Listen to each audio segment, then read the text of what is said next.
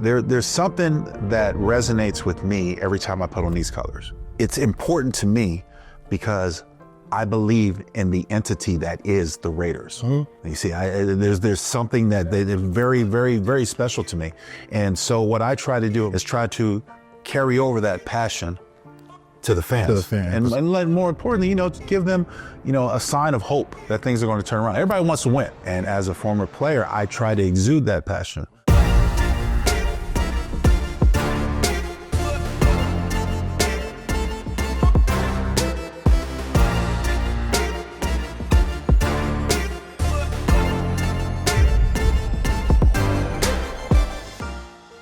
What's up, Raider Nation? We back. Guess what? It's your host, Baron Davis, and this is Raiders Talk of the Nation, and we're here with another Raider legend, offensive tackle, the man behind the voice of the Raiders, my guy. He's teaching me everything about football I need to know.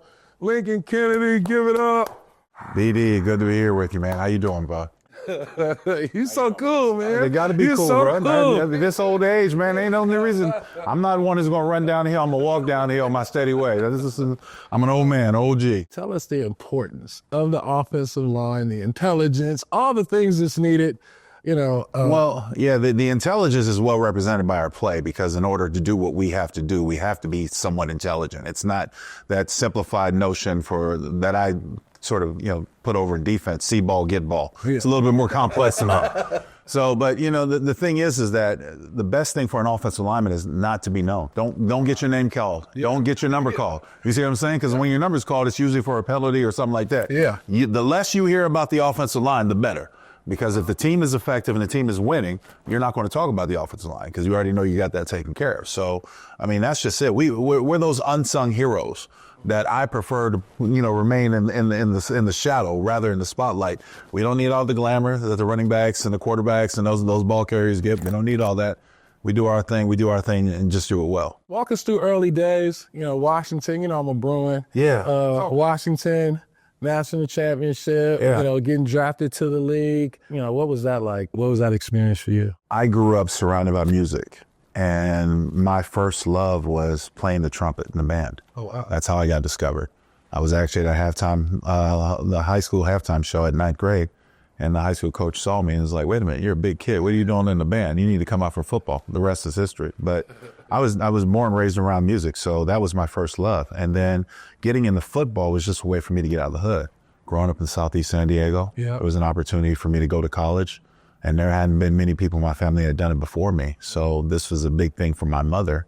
And I graduated from high school fairly young because they said I was somewhat intelligent. I don't know about that. But anyways, graduated young, and my mom just didn't want to let me go to college. It was a big step. I wanted to get out of the house. I wanted to get out of California. That's why I went to Washington. And then it was a great experience. I was on an unbelievable ride. We had success I really didn't expect us to have, or I didn't really know because I didn't know much about the game when I first got into it. And so college years were very enlightening for me. Had the fortune of going in the first round to Atlanta. And, that was an experience in itself because though I enjoyed the city of Atlanta, I did not enjoy my experience with the Falcons. At the end of my third year, the Raiders made a trade for me and I was gung-ho. They were moving back to Oakland. I was looking forward to it. Growing up in San Diego, I always heard about the Oakland Raiders, more so than the LA Raiders. Yeah. And so this was a nice challenge. It was a welcome challenge. And Al Davis and the Davis family really took care of me, really made me happy. It was a great place to be for me, especially our time in Oakland. We had some success, but to this day, I bleed silver and black. It's just the way I do it. Talk about that first time walking into, the stadium. What did that feel? I tell you what, it was all the experience from coming to the Coliseum and parking in a player's lot and seeing all those fans out there for tailgate, right? Yeah. Right. Didn't matter our record. Right. Didn't matter how we did. They were there and they were coming out. It was a very nice welcome for me because I didn't expect that type of fanfare. It really drove me to be the best player that I could be because I wanted to do it for them. Mm-hmm. And I wanted to show them that we were worth it, the price of admission. Saw people who were working hard, blue collar people who really, really enjoyed seeing their team. Yes. So without a doubt, I wanted to go out there and put the best effort forward every time I could. There's a certain aura Absolutely. to Bay Area fans. Same with the Warriors. Absolutely. Riding in the parking lot, you see the tailgate. When you see the people, you know that those are real fan. Absolutely. Yeah, they really want you to win. They really want to see you succeed. And then they're off. They don't bother you, right? They're just like, you are a part of our community. You're a part of our team. It provided a sense, a presence of security. It really did. You know, when you walked into that stadium, you knew you were home. And you knew that everybody, 65,000 fans, however they were that turned out, were going to defend that home. And so I felt like a stand-up guy. I mean, it really did. I felt like I had a connection with them.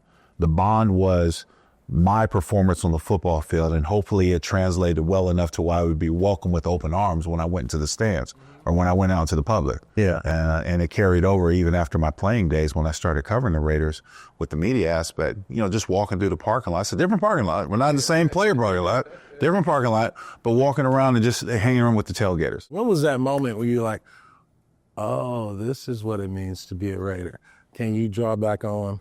Like when it hits you, like, I'm here. Yeah, I'm a Raider. Yeah, it hit pretty early because even my first year with the Raiders was 96. And Mike White was the coach at the time. You know, I had a great conversation with Al Davis when I got traded over. He said, now that you're a Raider for life, go out there and do your thing. And that reinforced my confidence inside me. So it was a measure that when I saw the eyes of the people that were watching us, and I felt their pain when we lost. I felt their jubilation when we won. You know what I'm saying? The Raider Nation is true fandom. Yeah. I mean, it's one of the best known sports fan bases in sports history, and rightfully so. I mean, it's up there with the Dodgers, the Lakers, the Yankees and stuff like that. It's up there. It gave me a little bit of zip to try to play that much harder for that fan base, especially when we're at home. And it carried over even after my playing days. And when I went into the media side, it still carried over because now I'm meeting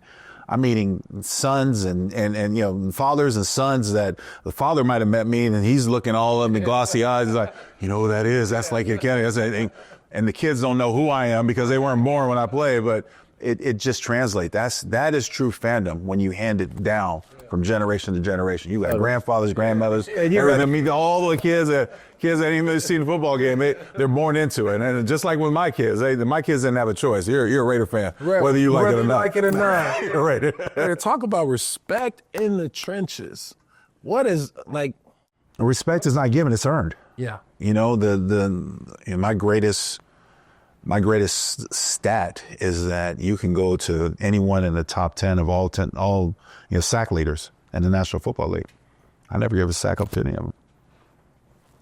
But I mean, it's not. I mean, it is what it is. I took pride in what I did when I prepared for the greats like Bruce Smith and Reggie White. Those guys, I prepared like there was no tomorrow. Yeah. That was the game because.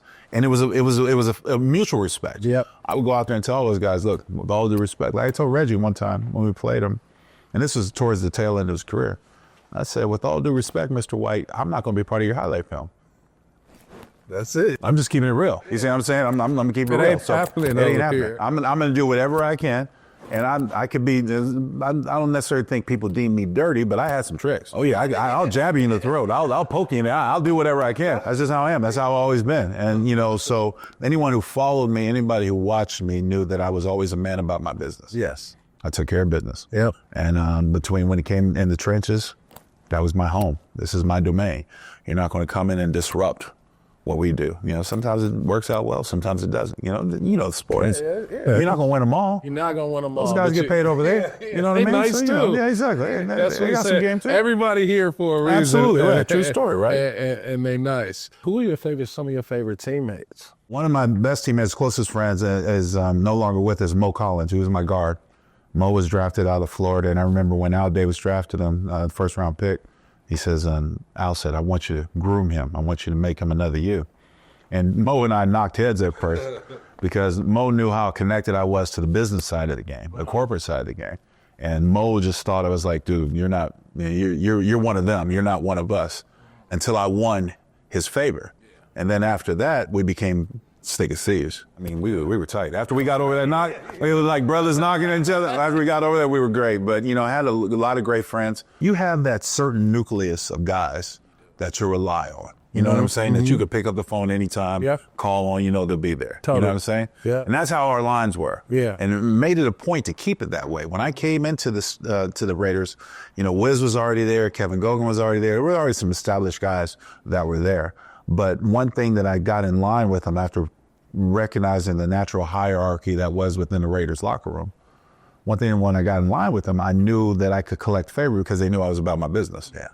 And they were about their business. And so when you have those like minds, they come together and they gel. You know what I'm saying? So they formed like that personality. Absolutely. Y'all had, you guys had an incredible personality, especially making that Super Bowl run. Like, talk about that chemistry, because I'm learning now, just in football, that linebackers meet, the running backs meet, the linemen meet, and y'all all have separate coaching, and I guess y'all come together. Like, basketball is different. Yeah, it's a little we just different. practice, go play. Yeah. Practice, go play. Right. Well, because you rely on the same five for offense that you do in defense. Yeah. The hierarchy that was within the system of the Raiders is that everybody had their group, their collective group, did their own thing, but we came together on game day. The thing that I was most responsible as a captain of the offensive line was that when we came together, were we about our business? Did we know what we were supposed to do collectively? So I prided myself in being a student of the game. I not only knew what I needed to do at right tackle, but I knew what my right guard, center, left guard, left tackle. I even knew what the receivers did. I knew Rich's progression. I knew what the backs were supposed to do because I prided myself on being a student of the game. So when I walked out on the field, there was no rock that was going to be left unturned if necessary. And if I saw a blitz, I'm calling out, "Hey, Rich, we got a hot, this guy's backed up by, the corner's backed up by a safety, he's coming," that type of thing. Adjust our protection. And that was something I took pride in. Yep. And I wanted that to be, that level of accountability to resonate with my teammates. And that's one reason why we were so successful, because they all had that same passion. The best thing about that, BD, was that I needed my quarterback to feel secure. Yeah. That to your right, you were protected. Yeah. See what I'm saying? You don't have to worry about this. And that was a level of comfort I tried to ensure in all the players and all the teammates that I had. Whether you're carrying the ball as a running back or a quarterback, that 72 is going to take care of his business over there for as long as he could. Talk to me about Al Davis. You mentioned, he said, "Welcome to the Raiders. You're a Raider for life." Talk about the greatest story that I have with Al is when I came out of college in 1993. I was playing in the East-West Shrine game. We were practicing at Stanford Stadium, the Farm. And it came after a practice where I walked up the hill and I saw Al Davis at a distance. "Mr. Davis, it's a pleasure to meet you. My name's Lincoln Kennedy, University of Washington." And Al said, "We know who you are. You're probably not going to be available when we have our draft pick," because they were picking after Atlanta that year. He said, "But I promise you, one day you'll be a Raider." And I was like, dude, that stuck out my chest. Owner of the Oakland Raiders is saying, telling me that I'm going to be a Raider one day. I'm like, dude, all right. So, that was a fond moment. And then in '96, when it happened, I came out and we were still practicing in El Segundo in Los Angeles at the time. We had a mini camp. I remember running out the locker room, going to the mini camp, and saw Mr. Davis. And the great thing about Mr. Davis is that he knew more personal information about his players than people give him credit for. I mean, he would come up to me and talk to me about my wife and my kids by name, before he would ask me, "How you doing?" Yep. And that was like night and day. I didn't have that experience when I was in Atlanta. Right. You see what I'm saying? Right, yep. But this was an owner who knew his players and cared about his players and cared about their well-being. So to ask, a family, "Yo, BD, how's your wife? How's your son? And call them by name. I mean, you want to play hard. You want to play hard for somebody right there. There's no inkling of doubt that I am supposed to be here. That's exactly right. True story. Especially when the coach and the owner is calling you by name, addressing your family. That means they care about you, and that's very rare to find. It's very rare to find, and it's very important when you talk about your attitude of coming to work. Yes. Because it's not painful. Yep. You know what I mean? It's like, no, all right, let's go. Let's get this. Win, lose, or draw. I mean, the first couple of years, we weren't that successful. Right. Then we got Gruden, started turning things around, and then we went on a tremendous run, and I'm thankful for that run. I wish they could have capitalized with us winning the Super Bowl, because I think that defines legendary status. But, for the most part, playing in the Super Bowl was a tremendous time out. And, I guess my only regret is that my youngest kids weren't there to see it. They only saw it on TV or memories, stuff like that. So, but it is what it is. I'm happy. I'm thankful to be a Raider and thankful to have my history with them. Well, we thankful for you, man. Yeah, no doubt. Whose name top 3 best defensive ends or defensive linemen you've played against? Ooh, that's it, man. That's so. I would say my top 3 would be in no particular order, but I'll start with the best. Minister of Defense, Reggie White. Okay. There was never a guy I played against who could complement power and speed and technique as well as he did. He was a true student of the game and a true warrior. And then after that, I would say, as far as nastiness and tenacity, Kevin Green. Going up against Kevin Green, dude would not, may he rest in heaven too. Kevin was the type of guy that if I had the fortune of getting him on the ground, he tried to crawl to the quarterback. He wouldn't stop. He had one of those motors. And I know you played against guys like that. You know what I mean? It's just like, dude. He's like a zombie. Yeah, exactly. What is wrong with you? You know what I'm going to say? But, and then one of my closest friends and a defensive end who really taught me a lot about the game was also no longer with us is Chris Dolman. Chris Dolman was another one. He was a great one. Chris was just so smooth. He was like Bruce Smith. Bruce Smith was slippery, and there's no doubt about it. It's the best way I can describe Bruce Smith. But Chris was just so smooth and fluid. He was a tall, long guy, so I wasn't really chasing like an outside linebacker or anything like that. But he was just so smooth with his moves and really taught me a lot about how to be a more effective tackle than some of the other guys I played against. Talk about the guy we have now, Max Crosby. The Condor. What do you see in the Condor? So smooth. He's another one that's really smooth to watch. He's really fluid because everything he does is immediate, right now, and effective to where you have to know where number 98 is on the field. And that's a reward, a payoff for him. Yeah. 4th round draft choice, comes into the league, has some off the field issues, which he sorts out. Now he's become a family man. Now he's become, now he's become the picture of the franchise. That's hard to do. Right. You know this. Yes. Playing professional sports, you know how hard it is. But it's also hard to live up to the expectations time in and time out. So one thing that you can rely on, one thing that I've come to rely on, especially covering him in his short career, is that he's going to be there. Yeah. And he's going to be that impact player. Yeah. So as an offensive lineman, there were a number of guys that I played against. Most notably, the one that we saw all the time was Junior Seau. Junior Seau was that it factor for the Chargers back then because he was that impact player. You had to know where 55 was at all time. Mm-hmm. We had special packages every time we played the Chargers. Find 55. Where's 55? Call him out. And that's where Max is right now. You watch other opposing offenses go up against him, going double team or triple him, take him out of the equation, which is also a part of what I tend to lean on Max about. That's his level of accountability. If everybody's focused on me, there's got to be somebody else who'll be able to do something and make a play. There's got to be there's another opportunity for someone. That's accountability. You see what I'm saying? Do your job at the highest level, then hopefully the rest of your teammates get in line and be able to be as an impactful player as you are. Oakland, LA, Vegas. You've experienced all 3. I never thought Vegas was going to be a possibility, but it sure is a welcome possibility. I mean, a welcome alternative because Allegiant is beautiful. It is. And the greatest reward as a Raider walking through Allegiant is that this is our home. This is your home.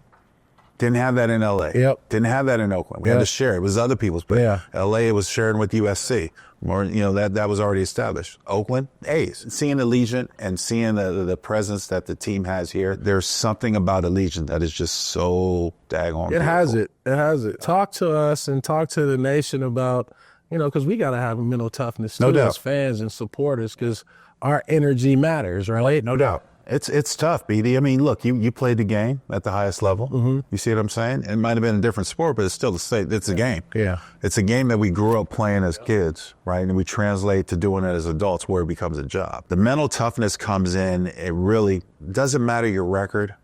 It matters your willingness to learn how to be a pro. And that is different. That designation is different for everyone. We've got guys, guys that are out there that'll play through their second contract and they want to hang up their cleats because they want to go into music production or they want to go make movies and stuff like that. That was different than my time and even the time before me. Because the time before me, the generation before me, they didn't make as much money as, say, I did or my generation. So a lot of the times those guys had second jobs just to survive and feed their family, right? So you look at the evolution of the athlete. And I know you see this because you cover basketball and you do basketball. Yeah. You're a basketball player. You were at the pinnacle of success as far as your generation, what you could do. But to be that professional, to walk in that gymnasium, to walk on that practice field, to walk on that field in Allegiant every Sunday or Monday or whatever it is, the game time, to go about it and to have a high enough respect where you sit there and say, I'm going to do the best I can every time. It's hard, especially when it does not translate into wins. See what I'm saying? That's the most difficult part about it. But it's also the part about being a pro. Yes. To be a professional. You're getting paid to do this. So you have a responsibility and a level of accountability as a professional to give me your best effort. And there are times where you don't always see it. Yeah. But I'm not the one who's graded. You know what I'm saying? I'm not the one who judges me. I do want to piggyback off of that, because what you're saying is like being a professional is totally different than playing pro football. Being a professional is like, how can I get there? How can I align and structure like this is your life, this is your job, you do this because you love it. And I would say, just as the times have evolved, right? We played basketball because we loved basketball and we wanted attention, right? Because you want a ball, because you want the accolades. And it was harder to check out because you were always trying to chase something greater than yourself. True story. I think nowadays it's harder to figure out, what does being a professional mean? It's reaching your maximum potential, right? But to your point, what you were saying, these young athletes have so many opportunities to check out. Right. And if you're trying to be the greatest you want to be, you have to time your checkouts and your vacations. You can't check out during the season. Right. And so with all these distractions, I think that's the difference between when people say, oh, you're playing for the love of the game, right? And you're getting paid to play. I've got 3 sons. All 3 of my sons have played sports. But I've always tried to stress to them, I don't care about the sports. I care about the education, because this is something they can't ever take away from you. Right. See what I'm saying? No matter how hard things are, you could have a broken knee. You can, may he rest in peace. Jim Otto was one of my greatest heroes, because he was that man who put everything down on the line for the Raiders. That's why Pops is synonymous with me when I think of Raiders. And you talk about the other greats along the lines, the Art Shells, the Gene Upshaws. I mean, the list goes on and on. Players and stuff like that. But there's something that resonates with me every time I put on these colors.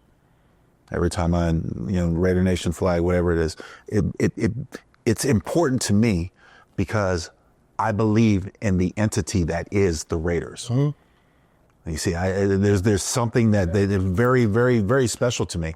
And so what I try to do in my life, and what I'm doing now with the media, is try to carry over that passion to the fans, portray it to the fans, and more importantly, give them, a sign of hope that things are going to turn around. Everybody wants to win. Right.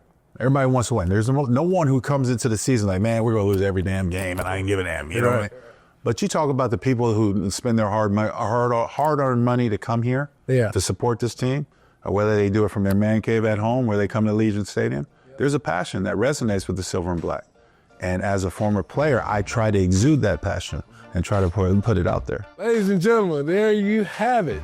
The legend, Lincoln Kennedy. I'm protecting the right side. I got it on lock. Raider Nation, thank you for the history, man. So what I do. Always thank you for the knowledge. We got to have you back. We out. See y'all next time.